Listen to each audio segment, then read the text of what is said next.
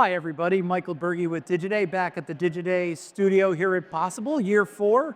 And it's with great excitement that I have the one and only Peter Naylor, Chief Client Officer of Nielsen, and a true veteran of this business, and I would say one of the gentlemen of this business. So thank you for being here. That's so kind of you. Thanks for having me. It's always good to have you. So I believe you are a 4-time veteran of Possible, correct? I am. This is the 4th possible, and I've been to all 4. The first one I came for like 6 hours, and the first one got a lot of attention because that's when Elon Musk Yes. is interviewed by Linda Yaccarino, and then they, of course, got together Yes.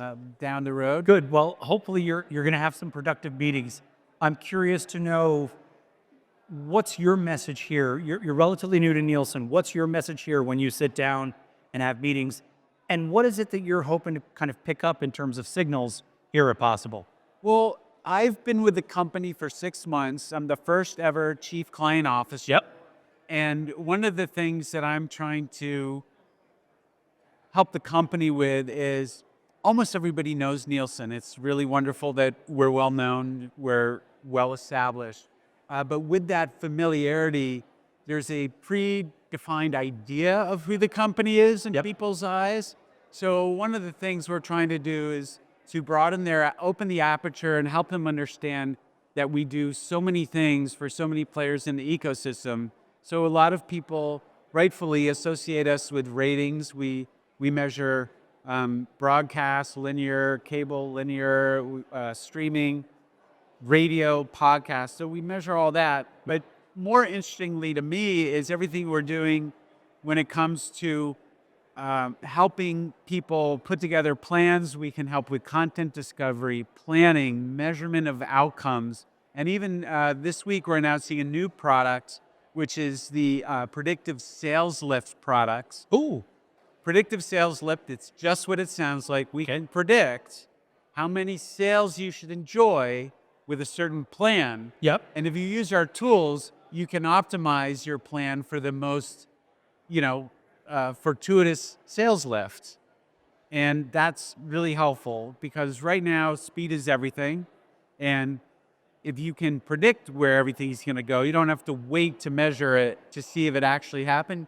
You can use our tools to try and predict the best use of your investment dollars. So is that something that's been in beta that is now formally launching to the broader market, or are you announcing the beta?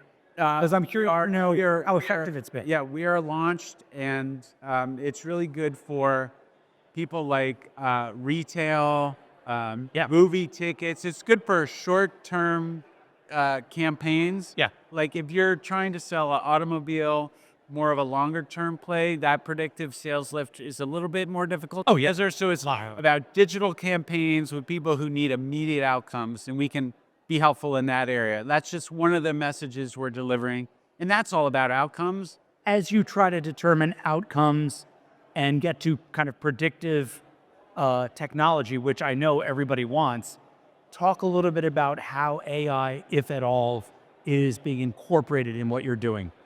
So we have over 100 terabytes of data flowing every single day. And as you know, AI really requires big pools of data to really work in an effective way. Yeah. The bigger the LLM, we're the L, large. Yeah. And what we are doing right now is taking all of our data and making it AI ready. And now more than ever, we're going to be more interested into co-development with our biggest partners, where we can put our data together and make really breakthrough insights, breakthrough products and services that are unique to each situation. So we're, like many people, we are really embracing AI in a big way. And unlike many people, we have so much data that we can really deploy quickly for our customers. Yeah. That's not going to be easily implemented, but I'll be watching carefully on that.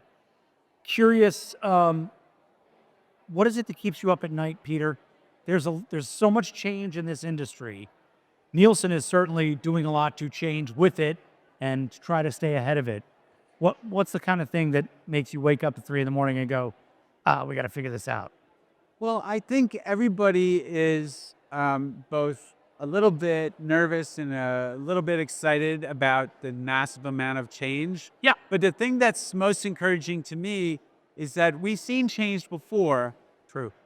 For example, if you think back when it was the era of big data, everybody said, you better be good at data or you won't be in business. Right. Well, everybody did get good at data, and then you were able to be creative. I predict the same thing could happen. You better be good at AI. And if you're not good at AI, that's not great. Yeah. But once everyone's good at AI, and once again, then you can be creative. So I think it's, the head and the heart, the math and the magic, whichever, and the left brain, the right brain. So I think this is a point in time where you get a little bit anxious about making sure you nail it, but then you should be really excited about once you're cooking with gas, you can flex your creative muscles more than ever. That's a very optimistic message. I like that. I'm optimistic. I Yeah. got to wake up at night and feel such optimism. Yes. But Open optimism. that's awesome. Yeah. Peter, thanks for your time. Really appreciate you stopping by. It's my pleasure. Peter Naylor with Nielsen. Thanks.